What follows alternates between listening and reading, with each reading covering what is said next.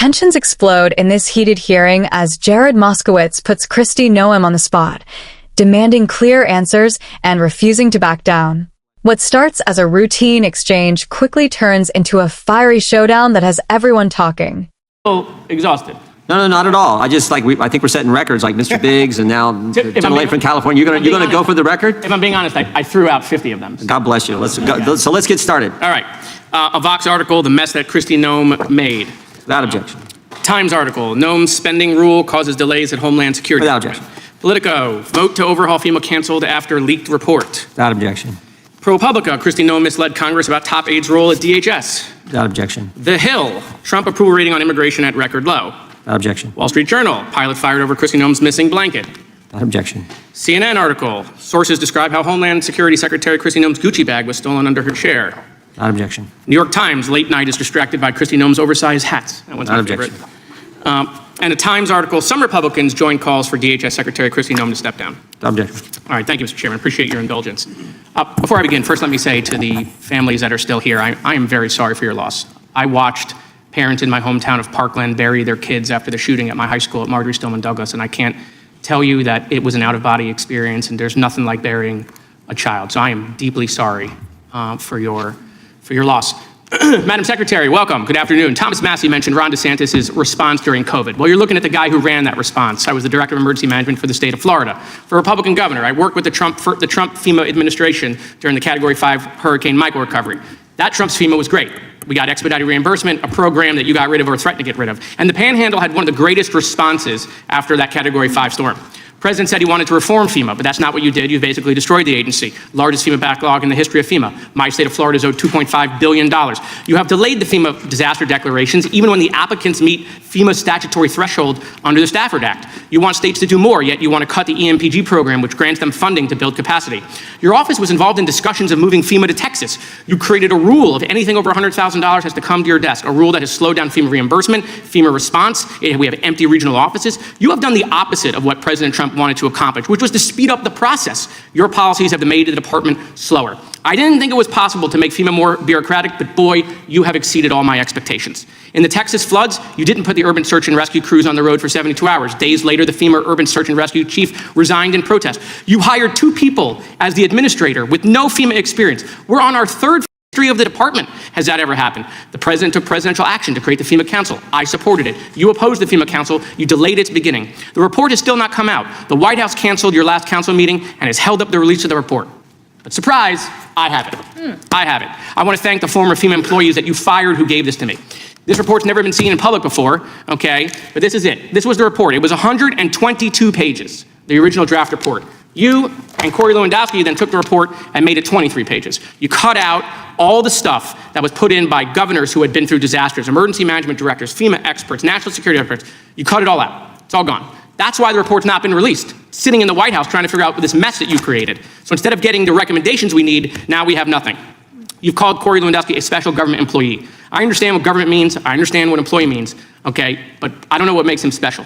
Now, I want to give you an opportunity to answer on the record to Ms. Kamlager-Dove's question. I know you said it's garbage, and it may be, but I really think you need to say the word no into the record so that you can clear that up. I think the ridiculousness of this and the tabloids that you are quoting and referencing are insane. And this has been something that I've refuted for years, and I continue to do that. So it's a no. What I would tell you is we can move on. Hold on. What you're doing, we can move on. I'm not going to belabor it. This is what you do. Hold on. I'm not doing anything. Liberal left is you go off and you attack conservative women and you say that we're either stupid or we're sluts. All right, so listen. And that's what you do. Yesterday, Richard, reclaiming my time, Mr. Chairman. Mr. Chairman, reclaiming my time. You were asked by Richard Blumenthal yesterday. You were asked by Richard Blumenthal yesterday if Corey was involved in approving contracts. You said no. Do you want to correct that?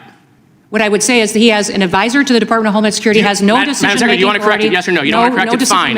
Hold on, not a problem. According to one of the FEMA administrators that you fired, there is nothing, including contracts, that is brought to you that he hasn't reviewed. In fact, a significant amount of DHS internal routing documents has his signature on it above deputy secretaries, okay? That former FEMA administrator wasn't fired by you, the secretary. He was fired by Corey. It was Corey that called him into your office. It was Corey that made him to submit to a polygraph test. The $100,000 spending rule that you created that comes to your desk, you're not even sitting at your desk. It's Corey who's sitting there. ISIS said the Republicans should be happy at the job that you're doing. Really? You're looking at the person who single-handedly took the president's signature core issue, immigration, the issue that got him elected from 59% to 39%. 200 miles of border walls being held up by you. They had to bring in Tom Homan, pull out of Minnesota. I think the country needs a national divorce from you on biblical grounds. I mean, if Donald Trump was still apprentice Trump, he would look at you and he would realize you're the weakest cabinet member and he would fire you. And if the president said to you that only way DHS could reopen is if you resigned, I hope you would take him up on it. Now, I want to end on a happy note, Mr. Chairman, real quickly. The president gave all sorts of stuff out during the State of the Union. I don't want you to leave. I got you a new Coast Guard blankie, the one you lost. Okay, so this is for you. You don't leave empty-handed when you come to judiciary. Thank you, Mr. Chairman. The gentleman has expired. The gentleman from Missouri is recognized. The exchange between Jared Moskowitz and Kristi Noem quickly turned from a standard oversight hearing into a full-blown political confrontation. Moskowitz came in prepared, stacking reports and headlines to build a narrative before even asking his central question. That strategy wasn't accidental. It set the tone, framed the stakes, and signaled that this wasn't going to be a routine line of questioning. At the heart of the clash was a simple but powerful demand: clarity. Moskowitz repeatedly tried to pin Noem down on her relationship with Corey Lewandowski and his role within the Department of Homeland Security.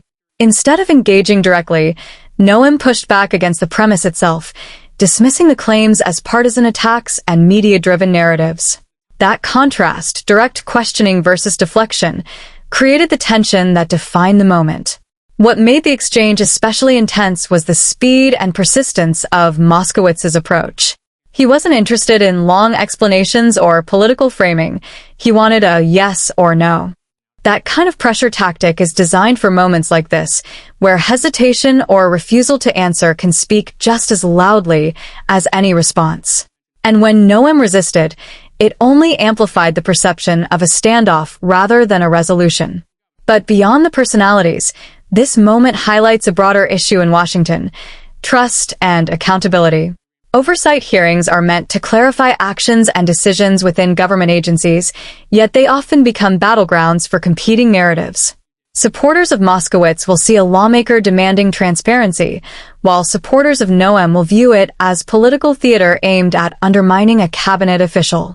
In the end, the clash didn't produce a definitive answer, but it did achieve something else: attention.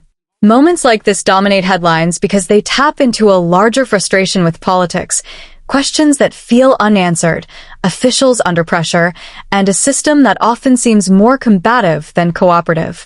Whether this leads to further investigation or simply fades into the next news cycle remains to be seen, but one thing is certain: the tension in that room was real, and it's exactly the kind of moment that keeps the public watching.